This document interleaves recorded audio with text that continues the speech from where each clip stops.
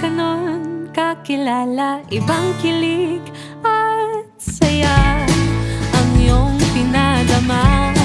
Pero nakatatak na sa aking isipan na ito lamang ay hanggang umpisa, diba? Kaya di na patatagalin pa, ayoko nang